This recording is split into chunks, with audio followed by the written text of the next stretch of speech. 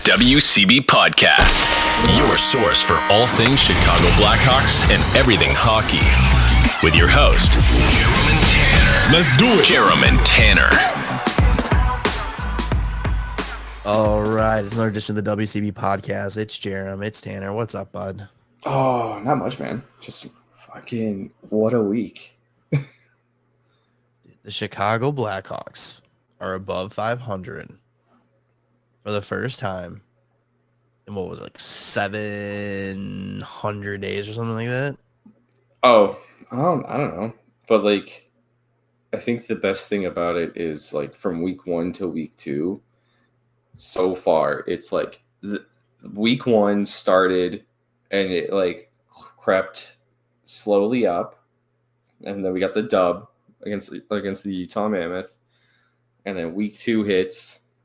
Fucking super high with that St. Louis game, dips down a little bit with the Vancouver game, and then we're back up because we went 2-0-1, baby. I'd argue that it wasn't a dip down against Vancouver. I mean, well, it was. It's not like a dub, you know. That's the only little, like, we're up here, and then we just go like one of these, yeah, okay, like a little dip, and then we're back up. And I looked 740 days. Since they were last above 500. That's hilarious.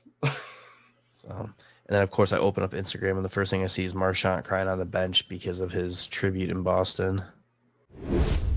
What's up, guys? Before we get into this episode, I just want to take a quick second to ask you guys a huge favor. If you're listening to the show on either Apple Podcasts or Spotify or even on your favorite platform, make sure you are subscribed or following the show.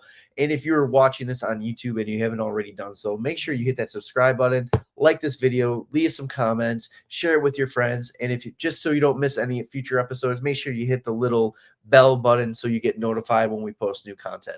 We appreciate it. And now let's get back to the episode. Grow up. Yeah, so it's been like a fun. Just thinking like pretty sure Jalmerson was crying like during his tribute video, and we're like, we love him. He's our sweet baby boy, Prince boy. Hey, I don't care. Screw Marchand. Especially after his little hissy fit that he threw on Sunday. That's true. But before we get into Hot Sock, all right, I was listening to What Chaos today. For audio listeners, he slowly pointed over to the flag of Nicholas Jalmerson over his shoulder. It's always on his shoulder like his little angel. That's right. But all right, so What Chaos was talking about how going into Game 7 of the ALCS, yeah, Vladimir Guerrero walked into the stadium wearing a Austin Matthews jersey. Yeah, it's got big balls. Which, first off, that's a wild thing to do in the city that you're in to wear that jersey. That's wild. But they were talking about, they're like, okay, does he know puck or does he know puck or does he not know puck? Because one, he wore the jersey for that team for that, what we literally just were talking about. Mm-hmm. And two, does he not know it because he had an A on his jersey, not a C? Oh, so then it turned. So yeah, then close. Yeah, so then it turned into the DJ Bean was saying that if you don't have the C on your jersey of the player, you don't know puck. What if he's had the jersey though? That's the argument. Where would he get a jersey with an A at this point? So, but they're also talking about in general. So they were using, because they're Boston guys. So he was saying, like, if you show up tonight for the Brad Marchand game when he comes back, you better have the C on your jersey. Yeah, nobody's gonna go out and get a C for their jersey if they already have a Marchand jersey. So that's okay. So I'm not alone when I thought that was just absolutely wild take, right? Yeah, like, that's an insane take. Okay, that's like, yeah, no. As soon as they get a letter, I'm fucking wasting money on a new jersey because then I can't use that old one. Like, fuck that. Are you kidding me? Like, I got so when I first got Taves jersey, I don't know if it was his rookie year, the sophomore year I got it. Probably his rookie year. But when I got it, the people put the A on because he had the A at the time. Huh. So he had, like, it just happened to be when I ordered it. It was like a month span where Weird. they were switching out. So he put on it. I used to work for the jersey company that did it. So he Okay. did it for me. So then I had the A forever. And this is the next season he got named captain, all that kind of stuff. And people were like, oh, he's got a C. He doesn't have an A. And I was like, well, I had it. And I just didn't go out of my way to do it. And then after the first cup, I went and I got it changed to a C. Yeah. It's like some people just have it. And the only reason I got the C was because it didn't cost me anything to get the C. I was able to go in and be like, hey, can you mind switching this out for me? And he's like, yeah, no problem. Yeah, I don't think like jersey style is whether or not you know puck. I feel like some people, like, it's more important to them, but it doesn't necessarily mean like you don't know shit. Like, dude, if Vlad Guerrero hasn't Toronto Maple Leafs like Austin Matthews A jersey, that means he got it when he was the assistant captain, and he may have been paying attention to what they were doing. Maybe he got it while they were like doing like a little playoff push, a little first round exit, and just trying to show his support. And then he's now, it's just, I think it's hilarious because he's like, let me show you how it's done. Yeah, this is how you win a game 7, guys. I just saw that on like MLB's Instagram page, and I was like, what the fuck is he doing? Like, did you see there's another thing too where the Blue Jays had tweeted at like what was it, Shane Wright, and it was like, we know how much it pains you to wear that jersey, like the Mariners jersey, and they're like, we'll offer you the chance to throw out the first pitch at one of our games next year. It's just like, that's hilarious. It's so funny. I love it. I love when these teams like get involved with like other sports and stuff like that too. It's so much fun.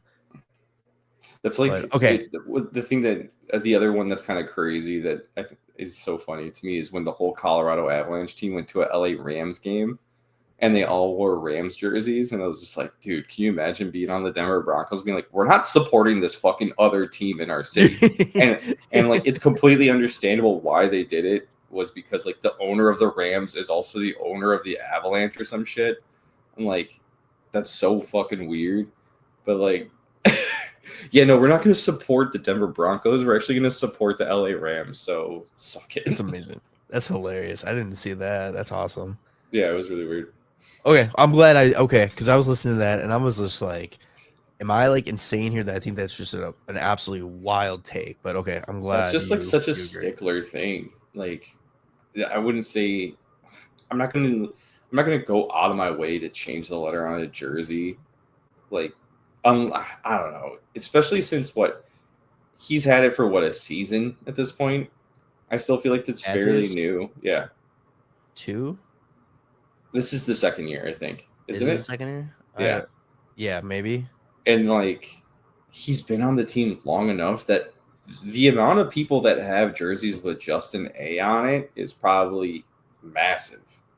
And the thing they were talking about with like the Marchand thing, and they were like, and they were arguing with him, and they're like, well, he was assistant for 2 years, and one of the years they had new jerseys for the entire season because it was the Centennial jersey.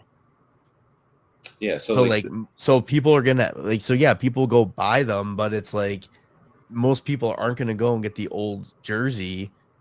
Or like change the Centennial jersey to the C when Bergeron was the C at the time. No, right? I think was Charles. Centennial was last year. 2 years years ago. No. Oh shit! What the fuck am I? So that was Marchand. Yeah. This is why I don't want to pay attention to Boston.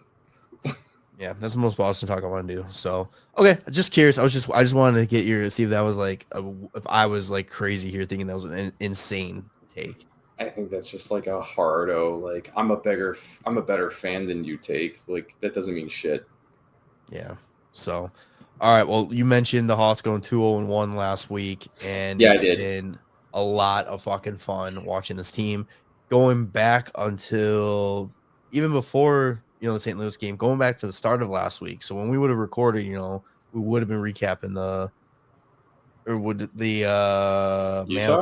have talked regardless. But anyway, since the 13th, they're 3-0-1, which is just, I don't know if anybody had that on their bingo card for the Blackhawks this year. But yeah, I think my favorite thing too is like all the experts that are like, oh man, like who would have thought like the Hawks? And I'm like, me motherfucker, like me and Zach, we fucking thought it. Dude, it Like was the team, the team that didn't improve at all over the summer. It's like they had it all in house. Like, shut the fuck up. Well, here, for some reason, I just made me want to go to here. Do you remember what their playoff odds were from Money Puck to start the season? Because it was below San Jose. The playoff odds? Yeah, like the was it chance like to make the. Is it like 1.23%? Something. Yeah, it was really fucking low. Right now, they're 10.6%. That's hilarious. They are moving on up. But yeah, it's been a lot of fun, and I honestly, we always joke about saying, at least during this like rebuild time period, that if we win one game big, it's going to be against St. Louis. Oh yeah, I don't stand by that. Like I want to win more games, but this is the game I'm glad we won big. And dude, did they just? It's really sorry to interrupt, but it's really not like if they win one game big. It's if we're having a bad year. If we could just blow out St. Louis, like that would make my year completely fine. That is a better way to put it. Yes. And as I was about to say is, boy, did they take their dicks out and just teabag the shit out of St. Louis in this one. Yeah, buddy. Holy fuck. They won this one 8-3, and it was a shaky start. First, I mean, it was an interesting start. Like I didn't know. I thought this was gonna be a high scoring game, but not in one way, because it started off with Mikheyev getting his third in two games with he picked up right where he left off. Yeah. Empty net goal. It wasn't Bennington, Hofer, right? Yeah, it's Hofer. Hofer was like, hey, Mikheyev looks lonely in the slot. Let me get him the puck so he has something to do, and then he just buries it. And then Neighbors comes back, scores it about a minute and a half later. Mm-hmm. And then Lucas Reichel. First game of the year. First game of the year. Did he need this goal in the worst way? And this is the one that he came from the side, right? And just threw it on net. He's just coming down the boards and he throws it like 5-hole. If you didn't see it, let me paint you a picture for what it looks like. The year's 2010. It's game 6 of the Stanley Cup final. It's overtime. Patrick Kane's coming along the side of the boards, and he throws on a net. The only difference between that goal and Reichel's goal is we knew this one went in for sure. Yeah. It was literally the same. Dude, it was literally the same. Like, I think I saw somebody, like, carbon copy the two videos over each other, and it was, like, almost the same, like, path and everything. Yeah, it's pretty hilarious. But that was like good for him, man. I was very happy to see that for Reichel. Dude, absolutely. It's fun stuff to start the game. So at that point we're up 2-1. 2-1. Holloway ties it up for St. Louis. So then we start the second period. And guess who gets his second goal of the game? Lucas Reichel, baby. Yeah. Making up for lost time. Some pretty good pressure in the offensive zone. Bedsy gets it back down low. He fucking fires it up to Vlasic. And then Vlasic just tees it up. And Reichel ends up getting a tip, which is just perfect. Because initially I thought this was Vlasic's goal. Yeah. Yeah, I think it looked like that. And I think it's just like a tiny tip that put that in. And then it's my favorite goal after that. My favorite goal of the night. Oh, God. The greatest, like, everybody's got their like their like welcome to the St. Louis Blackhawk rivalry moment. The dart was Michigan on Bennington. Frank Nazar just fucking Frank the Tank out there. Or what's the new hashtag? Hashtag franked, or you got franked. Yeah, maybe. I don't know. Something like that. I don't have social media. Yeah, that's right. But he just comes and skates hard to the net, puts it on net. I did see, though, on Reddit, people were calling him Frank of Nazareth. Dude, I fucking love it. But he scores a goal. He goes so hard. He crashes into. Was it still? It was still Hofer at that time. Hofer. Yeah. Crashes into Hofer. Well, he gets pushed into him, too. Like, he's getting, like, guided in. He proceeds to get jumped. then starts a whole dog pile in front of the net. The refs go and pull Nazar out of there.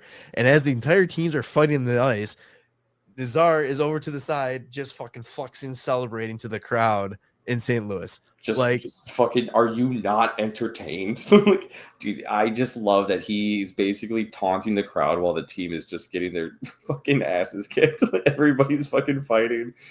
Dude, it also, you know how like they have the goal visualizer on like the NHL like the game recaps. Yeah, it's hilarious to just watch this as like you see 91 with the puck, the puck goes in and he goes into the net, and then all the numbered dots just like converge on each other. It's just, like so silly looking. Oh, it's so fun. But yeah, that's after he that, just disappeared. His number just disappeared too. Yeah, after that goal is when they pulled Hofer, and they were trying to stop the bleeding, but it's like 4 minutes later, Dickinson just comes down the right side wall and just fires it on net. Did that one went top shelf? Is that what it was, or am I thinking of something else? I'm pulling it up really quick to double check, but it was his first of the season. I wasn't say a top shelf. It was just like weird. It beat him blocker down? side. Yeah, he was down. It went far side. Yeah, far side. Oh, Dickinson gets his first, then that's followed up in the third. So they start the third period. They went back to Hofer in the third period, which was like really interesting. Donato gets his first of the year. Nice little poke goal. Mm-hmm. Then you get Tyler Bertuzzi gets his first of the year on the power play. They get one back from Tyler Tucker, and then Ryan Green gets his first of his career to put the seal on it. Reichel also gets an assist on that. So yeah, that was a pretty cool play where Bedsy took it all the way down, found Reichel. Reichel put it on net, and then it ended up just finding Ryan Green's stick, and he had a wide open net, and it was just like, bury it, let's go. But this was a game that it was just like, boys were buzzing. They were buzzing, and there's still a lot that needs to go for the Hawks and to take that next step. But if you're watching this as a fan, and even if you're watching this as a not fan, like if you're because this was a nationally televised game, this is on TNT. Yeah. Like this was the one that's like, oh shit, they got something stirring. Mm-hmm.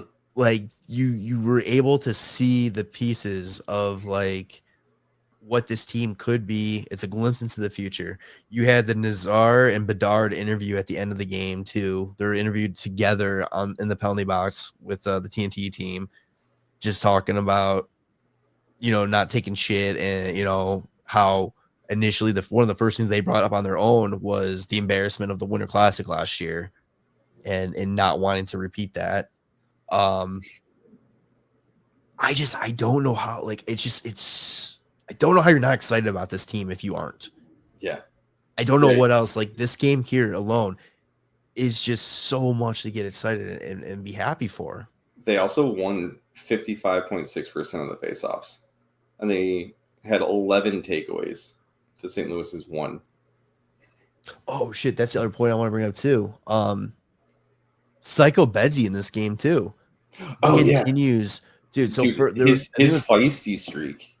The first period, I think he was like making a play in front of the net, and I think it was that Tyler Tucker goes and just cross checks him right in the chest. And there's a big side difference between those two guys. But Bedard did not move at all, and he locked eyes with him. He didn't look down. He didn't break the glance, like, whatever kind of thing. Like, no, Bedard was like eye to eye with him, just like, you're gonna fuck with me. I'm right here. And then you had the one-on-one battle with Parayko, yeah, too. And again, Parayko would fucking dummy Bedard. Yeah, Parayko's what, like 6'4", 6'5"? Dude. He's huge, and Bedard's just like fucking going at him. It's just so fucking hilarious. I love it. I fucking love it. Oh, it's the best. But yeah, fucking big, huge Hawks dub, 8-3 against St. Louis. Fuck St. Louis. Let's go. Yeah, so boys were buzzing. They're coming back to the UC against the Vancouver Canucks on the Friday. And I saw the first period. I was not feeling well. I passed out after the first period. So I would let Tanner take it over after that because you missed the first period. I did miss the first period. Yeah. This was, I mean, from what I saw, it was a great game. Yeah, well, that's the thing that's here's the other part of why it's a little bit of a dip. Vancouver's playing this game on the second night of a back-to-back where they just played in Dallas. So, like, the Hawks should have just taken it to them. And they did to start the game. And then the game kind of evened out. And, you know, in the second period, that's when, like, they tied it up. But, yeah, if you don't know, you want to go over the first period? Yeah, I mean, the first period, the score in the Hawks were winning 2-0 after the end of the first. Ryan Donato gets his second of the season on the power play with a great setup from Burakovsky. Like, he takes it from essentially the point, skates it in, finds Donato backdoor. Probably one of the easiest goals Donato's going to score. Just basically just put a stick down and bounce off and goes in.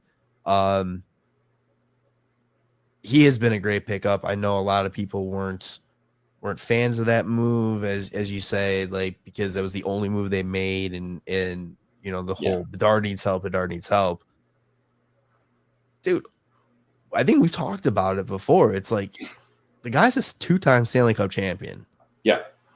He's not some like fourth line plug. No. You know, we traded Joe Veleno for Andre Burakovsky, and Burakovsky like just basically needed out of Seattle, where he was going through injury issues and just lineup mess arounds. And I mean, so far so good in Chicago. Yeah, right? I mean, granted, it's what 6 games into the season. 7. Like, I mean, there's a lot of hockey that can still be played. Mm-hmm. Yeah, but so the other goal in the first was Tyler Bertuzzi, and this was just a chaotic scene. There was a lot of call for goaltender interference on this one, which so here's my thing with goaltender interference on this particular play. Does he bump him? Yes. You can argue he was pushed into Lankinen. But here's the thing. It wasn't an instant goal after that. He bumps into there's some connection with the goalie. Yeah. Lankinen had plenty of time to regain position, to set up. The puck goes around the boards, goes up to the point. Oh, dude, as soon as like there's no shot coming, like if you get bumped, like you're not protected with goaltender interference for the next 10 minutes. Like that's not how this works. He stopped one shot, he stopped 2 shots, then the rebound comes out to Bertuzzi and it goes into the net. I don't know how you could argue that's goaltender interference. I don't know. Like if it was a shot, bump, and then put in, okay. If it was a bump, shot, then put in, that's what I would say. Because like I feel like if you're bumping into the goalie like after a shot comes, like you're reaching for a rebound, I feel like well, fucking if there's incidental contact, like you're trying to dive for a puck or something like that, like sucks. I don't know. Moral of the story: stop being soft, goalies. So the they goalies go aren't being soft though. It's the calls that are being soft. Like what the fuck? So he's also been looking really well. Good, Bertuzzi. I mean, you gotta give him his flowers, Tanner. He's had a good start to the season. I don't even know what you're talking about. Actually, you know what's kind of funny? I was looking at the face-off chart. Bertuzzi took fucking 9 face-offs this game. Yeah, and he won 7. It's like, oh, is Bertuzzi a fucking center, dude? Give it to him. So the Hawks finished the first period up 2-0. I cash out. Tanner tags in. Yeah. So fucking period 2 is the I think, you know, in between periods, Vancouver probably gets chewed out a bit. And what is it? Adam Foote, their coach? Is that what it is? Yeah, I'm Correct. Sure he probably chews them out a bit. Hawks take one of their 1,000 penalties that they've taken this season. Yeah, they have 6 penalties? Jesus. Only 1 power play goal against, so. Yeah, and it happened to be this one. Where, you know, I do love I don't think there's anything wrong with the penalty kill. And I do love how aggressive it is. and the only reason that this puck goes in is because DeBrusque kind of gets a little chip on it. It just happens to get high enough over Spencer Knight's arm that when he reaches back for it, he actually launches it in with his own hand and puts it top shelf. Yeah, I see that now. So it's kind of, there's been a few goals that have gone in on Spencer Knight that's kind of bad luck like that, whether it's a guy getting just a fucking bat in, or like that's twice I think so far this year, it might be third time where it's gone off of him, and in his desperation to like get the puck or find out where it's at, it's kind of just gone in off of him, which I'm not going to blame him for it. He's been making incredible saves the whole year, and he's just been a stud. And then the second goal that they get is kind of just a defensive breakdown where guys are kind of chasing the puck here. It gets a little ticky-tacky. It's like a little 3-on-1 that literally forms from like inside the dot, and it goes far side and then back door and in. Too many guys just puck watching there. The thing I forgot about until you mentioned the goalie interference. Oh yeah, the Bertuzzi. Third period, he gets called for goalie interference, and everybody's like, "Where the fuck is the goalie interference here?" The puck is at Lankinen's toe, and Bertuzzi pushes it in. Where's the goalie interference there? I don't fucking get it. It wasn't under pad. No, the puck was free. Just pushes it in, and they call goalie interference. And I love Darren Pang on the broadcast is like, "Oh, that's a good goal. That's a good goal." Like, all right, we just gotta shut them down here. And then they go, calls like goal, it's no goal. Like Hawks get a penalty. He's like, "What is that?" He's like, "What are they talking about?" And here's the thing that's crazy that like the Hawks can't do, but they luckily got themselves out of this jam. They get called for that penalty, right? And Panger again, this is hilarious because Elias Pettersson, we know the struggles that he's had. They're kind of working the puck in the zone, and Elias Pettersson is like low right side on like near the dot, and he fucking rips one and misses wide far side, and the puck rings around and gets the fuck out of the zone.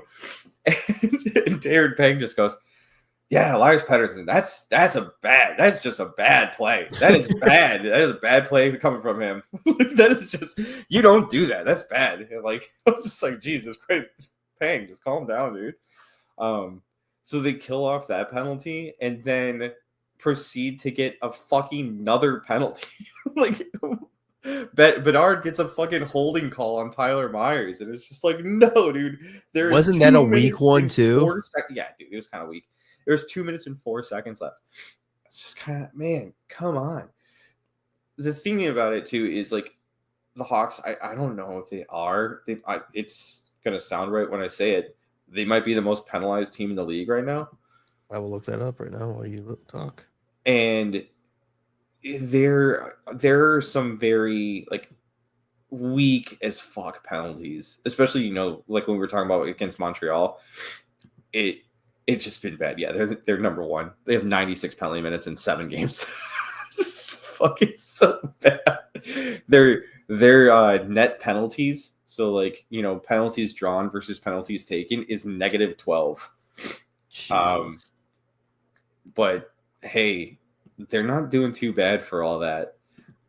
It's just bad timing on those penalties there. But they do kill it, right? They kill that unsuccessful challenge penalty, and they kill the Bedard holding penalty, and they go into overtime. And overtime is one of those ones where it's like, fucking rip my hair out. I hate this, because all Vancouver is doing is like, take it in. Oh, we don't like what we see. Bring it back out to the neutral zone. Take it in. Oh, we don't like what we see. Bring it back out to the neutral zone. Let's get it changed. And it's just like, okay. Like, we always talk about the stuff we would change in the NHL. Yeah. And I think that backcourt over time, 100%. They're like, there needs to be something to adjust that. Yeah. Because it's so stupid that it's just like, there was an overtime. I forgot what, I think it might have been Utah. They controlled the puck the entire 5-minute overtime. I don't know who they were playing, but they literally, it wasn't against the Hawks, but they literally would have the puck, do the whole thing, go and get a shot, whistle, win the draw, do the whole it's like there needs to be once you leave, enter center ice or enter the zone, maybe not the zone, but like center ice, like you cannot leave. Yeah. Or like with a penalty delay game or something. Like there's got to be something in there. It would, also be like kind of cool is like, so like, yeah, you can't bring it past the red line again. I don't know what it would be if it would be a penalty. I guess you could just say delay a game, right? That's all you're doing. Delay game 3-on-2. 3-on-2. Oh my God. But like, it would be really cool too is like the goalie can't freeze the puck. That's also a delay game. Like the goalie has to play it. Yeah, like how crazy would that be? Because then how many times are you going to get a goalie that like makes a save, drops it, and fires it out of the zone trying to catch somebody? And like, how fucking cool would that be? Yeah, that'd be actually really cool. Yeah. Well, that's not what we have right now. We have this fucking regroup bullshit that like, okay, let's get a chance. Anyway, shit does not go down for any team, and we go to a shootout, and it just goes save. Brock Besser, game winner. Sucks. Hate to see it. Hawks get a point though. I feel like they obviously should have won because the Bertuzzi disallowed goal was stupid. Doesn't make any sense. That's 4 points in 5 games for the Hawks at that point. Then you go to Sunday when the Anaheim Ducks and Joel Quenneville come to town. Yeah, can't believe he didn't get a video package. Dude, don't even fucking start on that shit. Okay, Chief. Buddy, Joel Quenneville didn't lose his job in Chicago and disappear for 6 years. He had another job. I actually think I was at his return game when Florida came to town. Yeah, it's so funny. It's just so funny that like, do you think he deserves a video package because of the way that he was like kicked out of the NHL, league? and then now he's been allowed back, and it's like, oh, like a welcome. It should have been like a welcome back to the NHL video package. Here's my question: is he gonna get one in Florida? Oh, I don't know. Didn't that team end up winning the President's Trophy? Yeah. I don't know. But this, speaking of a stupid person with bad takes, talking about how there's no energy in the building and this game wasn't fun and the team is just not doing the right way to market this, blah, blah, blah. Personally, I thought this was a good game. Yeah, I love tight, close games. I love. Yeah, do I love a good blowout? Yeah, but I love one goal games. I mean, there was no scoring until halfway through the third when Frank fucking Nazar just dummied his way into another goal. Just the effort that he put into this goal, it was just unbelievable. Like, talk about not giving up. He is just a dog. Fucking dog, dude. It's knocked down. Has the smarts not to just jump back into the zone, holds it from his knees, throws it over, proceeds to go to the net, get the rebound, and put it in. And talk about like a hard picture, that one I sent our group chat where it's just him after scoring, like arms off, yelling. You see like the smoke going off from the goals. Like, is it too early to tell people they owe Nazar an apology for after his contract? Too early? I don't think it's an apology. I think it's just people need to wake up and acknowledge him and just be like, and recognize like, oh fuck, like they were right. Like, holy shit. Yeah, dude, this kid is so fucking good. It's not even funny. And you know who else is really fucking good? Spencer fucking Knight, dude. We're gonna get to that here in a second. So Nazar scores that about halfway through the third. Then Mason McTavish ties it up with 36 seconds left. Something like that on the power play. What a shot that kid had! Holy shit! To think that they almost didn't sign this kid to. Yeah, playing hardball with him. Yeah. And then you go to overtime, and Ryan Donato picks up his third of the season, and it's just you're getting a little bit from everybody. That's what I love about this team right now, is that it's like your big guys are showing up and doing what they need to do when it's called on. But you're getting assists from everybody. You're getting what? I'm watching the goal visualization thing, and just off of this, the Donato goal, there's like, feisty Bedard is back again, because like Donato sauces it over to him. Bedard takes the shot, and save gets made. He gets his own rebound. Also, Bedard is just constantly hounding the puck, and he's always coming away with it. I don't know if you've seen that like stat line. It might have been in our group chat, but he's winning puck battles like fucking crazy. But so he has it behind the net, passes it in front. Donato scores.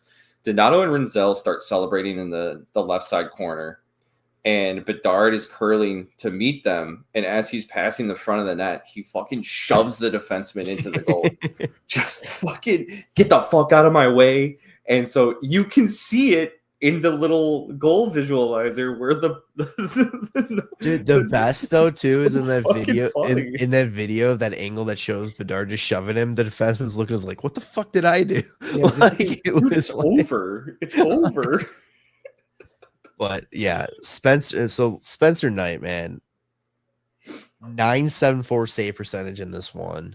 Yes. Like his last 3 games against Anaheim. So he's 2-0-1 or 2-0-1.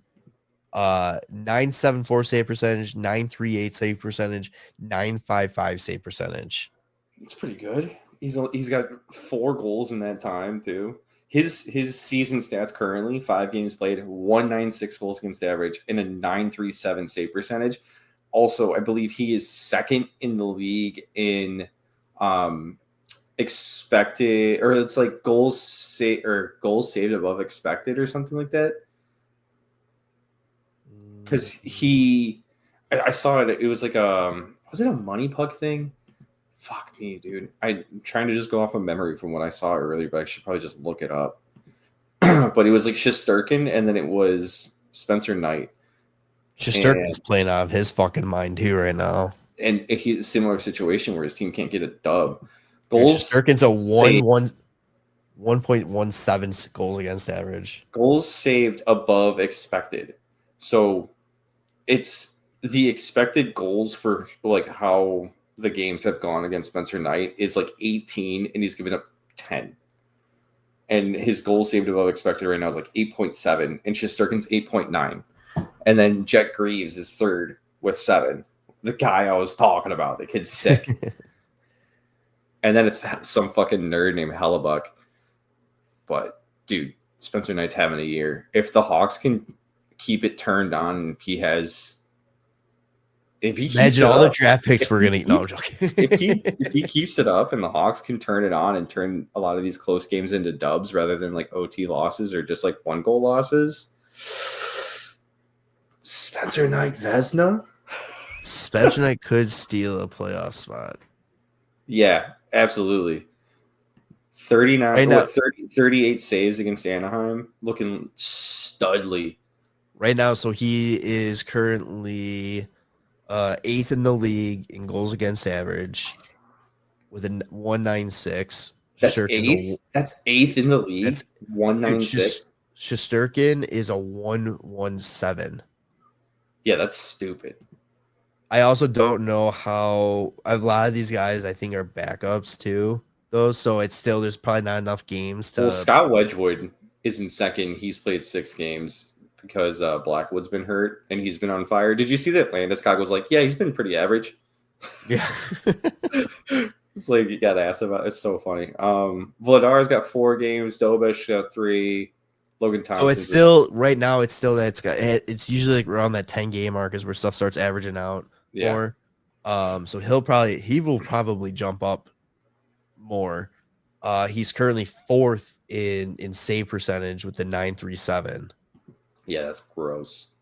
Like he's a fucking stud, man. And it's such a just for the future, like he's gonna be so important, and it's already showing. Like, oh damn, dude, it's so good. It's so good. It's so good. Yeah, and I'm gonna go against everything I've ever said about goalies, and I fucking regret it. I hate that they only signed him for 3 years. Oh yeah. Well, I mean, at that point, the cap's gonna be up so high. He'll get the. Yeah. I don't care. He can get that fucking like Bobrovsky contract at like 10.5. The other thing that I noticed too, this game and Vancouver, and we already talked about St. Louis, but Hawks face-off dot 55% or whatever I said in St. Louis, 58% against Vancouver, and then 55% again against Anaheim. Is that the Michael Pekka effect? Something. Yeah, dude. It's just like, again, our tone. I have a feeling our tone is going to change at some point this season. But Yeah. it's like, dude, these guys are buying into this whole new coaching staff, and it's fantastic. Another thing I forgot too. We talked about Vancouver late period or late game penalties that they kill off, and it's huge. Same thing in Anaheim. Oh, no, they scored. That's right. They scored with That was like, the McTavish. but like they gotta stop. They gotta stop with the fucking penalties, especially late game. I know that puck was like on edge, and then like he just trying to get it out, and Wyatt Kaiser ends up throwing it over the glass. But like, also Wyatt Kaiser, sneaky, fucking amazing defenseman.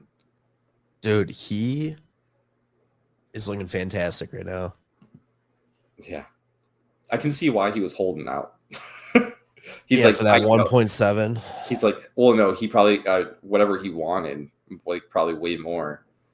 And he's like, I just want to play, but like, I do also love he's a +6. Like I know plus minus isn't like a huge thing, but I think if you look at like the Hawks stats, I think a majority of the players are plus players. There was also, what was it?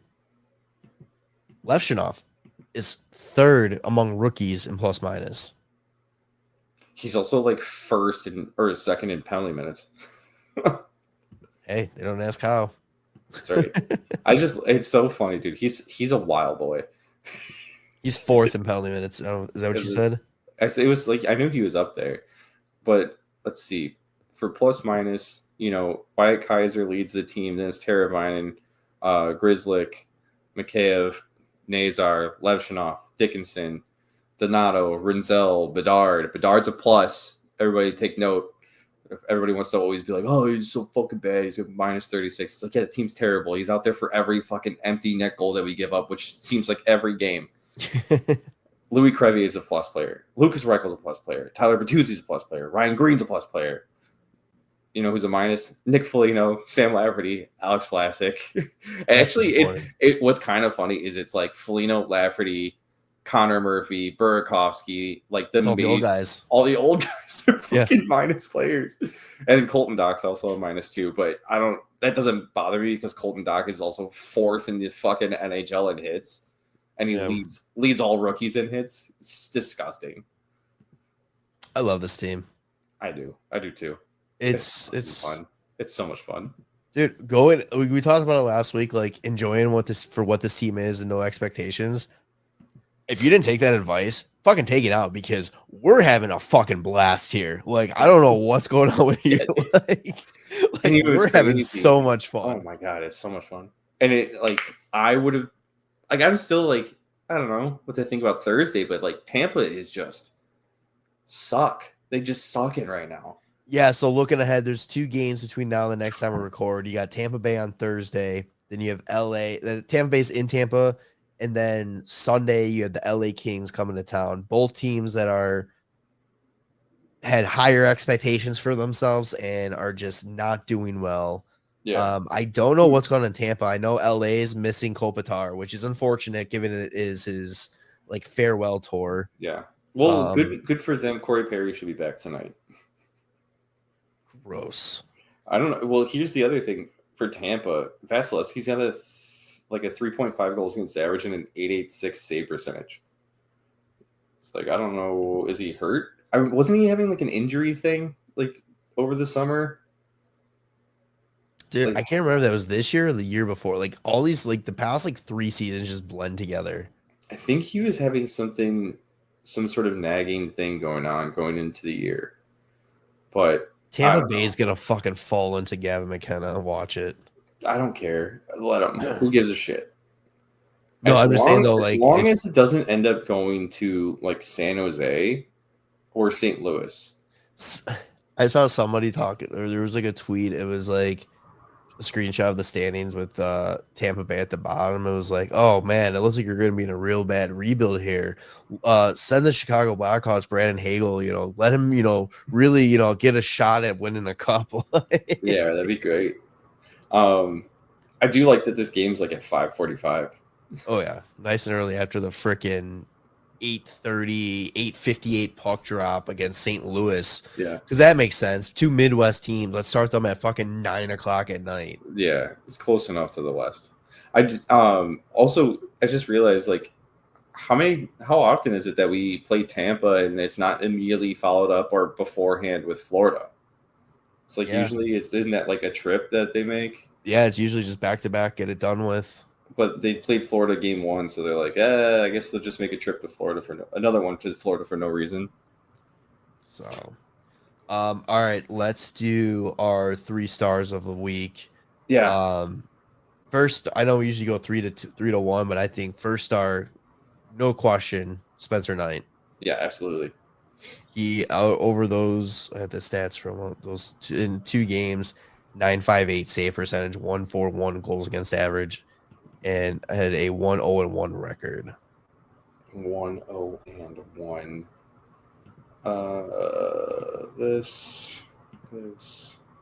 He's just so good. He looks so good. I'm going unconventional for my one of my stars. Yeah, go for it. We could go. We'll give him 3rd star, but I want to give it to Lucas Reichel. Oh, sure. Hell of a fucking game for debut, and with all the noise about him being dealt and all that kind of stuff, and it felt really good to see him go and he could have had a Hattie too. Yeah, it was a great game. He's averaged a point per game. Don't ignore the fact that he got all his points in one game and good. Yeah, but he's looked good. So he's been zipping around too, which is nice. You can see the confidence there too. Yeah. So, and who are you giving 2nd star to? Probably Donnie. Donato got 4 points in 3 games. He got 3 goals. One of those was a game winner in overtime. All of his goals came, or no, sorry. I was gonna say all of his goals came at even strength, but no, 2 of them did. Yeah. So, all right. Let us head to the farm. Hey, down at the farm, the boys are looking good. Holy shit, they're still looking great. Who should we start with? Roman Kansaroff? Why not? He leads the KHL in goals with 11 goals. He also has 18 points total, which I think is got him in 4th place in the K. Fuck, maybe it's 6th. 1 second. It is 6th. But I mean, kid is good. Can I you take a random guess at how many goals he had last year? 7. 7? No, dude. He had 13. So he already has 11 this season. The way you're setting it up, I thought it was gonna be a lower number. It's still low. It's still I low. know, but he's played less than half the games that he played last year, and he's already 2 goals away from his highest goal total. I love that Elite Prospects just has projected, which is literally just average stats with remaining games, and he is projected to end the season 68 games played, 42 goals, 26 assists, and 68 points. He's got to bump that up. I mean, I don't know. I feel like that's pretty good for what he's 21. Yeah, 21-year-old in the KHL, point per game player. That's just nasty. I'm sure he'll actually probably end up at above a point per game. He's just playing so good. Is his deal almost up over there? Could he make this is the last year? This is the last year. If they get eliminated in the playoffs early, then he can end up on the Hawks at the end of the season. Bringing it back over. Or actually, you know what? Let's go to the fucking SHL where Anton Frondel has 7 goals and 2 assists in 12 games. The only reason I think he has only 2 assists is because Victor Eklund, who's like his best buddy, only has 0 fucking goals. I saw he was playing on the top line with a young man named Marcus Kruger. Marcus Kruger? Dude, gotta love it. He leads his team with that 7 goals, which is pretty nice. Okay, so we'll just go hop back over to this side of the pond. Marek Vanacker, he's got 15 points in 8 games. He is tied right now for the OHL lead in goals, but he's also done that in fewer games than the other players that are up there. Because let's see, I think it's like that. Let's see. Yeah, the Ethan Belchez kid, who's like a top prospect this year, he's got 10 goals as well, but he's played 13.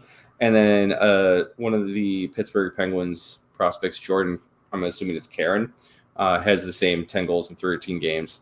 Vanacker's got 10, but he's played 5 fewer games. He's only played 8. It's like, all right, it's pretty good. Not too shabby. I mean, those guys are probably, I don't know if they're younger or anything, but still looks good. Nathan Bem, he is, I think, second on his team in points. He's got 14 and 10. Jack Pridham's got 11 points in 9 games, 6 goals, 5 assists. A little guy, you might know him, Nick Lardis. He had a huge week. He's got 2 goals, 6 assists, 8 points in 5 games. Leads the AHL in points. Is that good? And he was AHL Player of the Week. Is that good? That's pretty good. Going back over to his buddy Oliver Moore in the AHL, he's tied for what goals? 4 goals. Yes. Yeah. Is that the lead right now? 4. I believe. Last I checked, it was 4. Yeah, I think that's right. I've been trying to keep track, like in my brain. I don't write anything down. No. Okay, so 5 is the lead, so he's tied for second. Okay. Anyway, that's still really good for somebody who's only 20. Yeah, dude. 6 points in 5 games. Oh yeah, Vaslav Nestrashil. He's got 5 goals in 5 games, 7 points total over at UMass. John Mustard's got 3 points in 3 games. Boisvert, he's still at 3 points. He's played 4 games now. Let's see. Korchinski's got 3 assists in 4 games. Del Mastro's 3 assists in 5 games. Guys are looking good, though. Oh, goalies, baby. Let's go. Konarski over in the VHL still got 6 stats. 2.02 goals against average, 9.44 save percentage. Still has like a losing record, which is crazy to me to have a 9.44 and a losing record.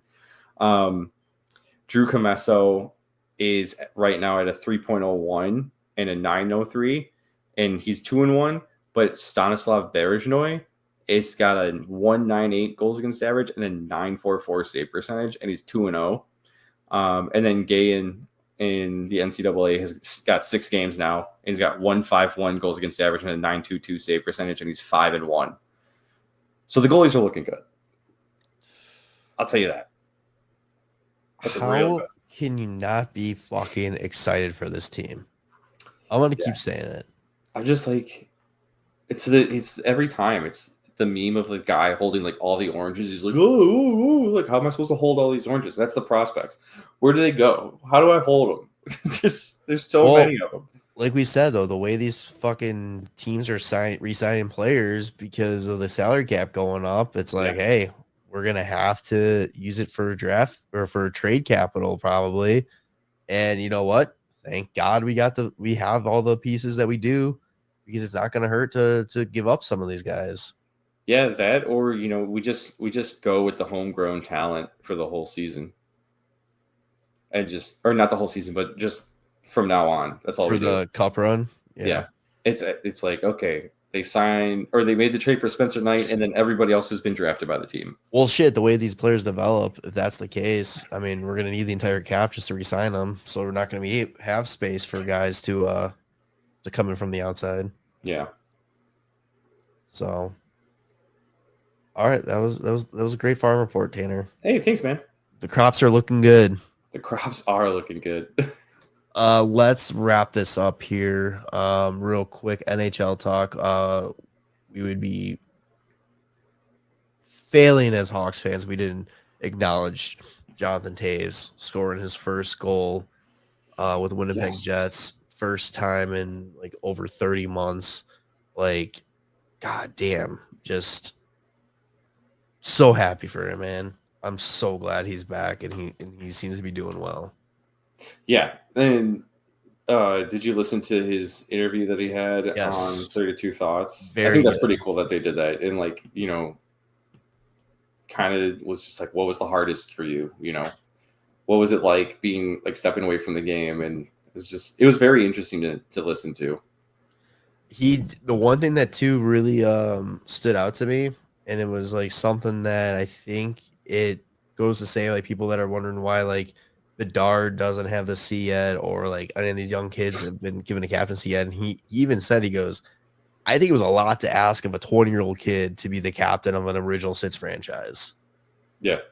Like, and so like somebody like that who was just, his nickname's literally Captain Serious. He was bred to be a captain, was saying that it was a lot of him. I think that's a good, like, hey, let's take the time, let Bedard, let Nazar, let all these guys establish themselves, and then we'll worry about giving them the letters. Yeah. I mean, see how well it's working out in Edmonton. So, yeah. So, I just saw this. Apparently, for the game tonight, Austin Matthews wore a Vlad Guerrero Jr. jersey to the game. Oh, really? Yeah. Did you see that Toronto fucking lost? Did they really? Yeah, dude. So, not really returning the whole favor, but like for sure. And speaking of jerseys, Colorado, huh? Oh, dude. Colorado dropping the Nordiques throwback. And then how about them announcing that on the game on, was it Thursday? It's not Colorado. Not just that I know, game. it's both games that they play each other. So Carolina will be rocking the Hartford Whalers throwback, and Colorado will be rocking the Quebec Nordiques. Yeah, they're calling it the Heritage Series, which is funny because it's like that's what Canada was doing. The Heritage Classic. Like, with like their outdoor games. But yeah, I love it. It's like, dude, just fucking give those two teams, their cities, a team again and let them do this all the time. Like, Hartford. I'd rather them than fucking Atlanta again. Yeah, that's true. I'd rather have Hartford only failed once. Atlanta failed twice. I'd rather have teams anywhere but Atlanta. Like, put a team in fucking Gary, Indiana. That's not going that far. I mean, it'll go just as well as Atlanta did both times. Yeah. So, all right. You got anything else? Trying to think. I can't remember if there was something we're missing. I think that's it. I don't know. Is there anything at NHL.com that has? No, I don't know. That's it. Episode 338. I want to say, like, I don't know how many times we've said like, "Oh, this team's fun. This team's exciting." Like, okay. I literally was thinking, this is so much fun. Like, that's what I was gonna call it. Just call it Good Night, but like with like the KNIGHT.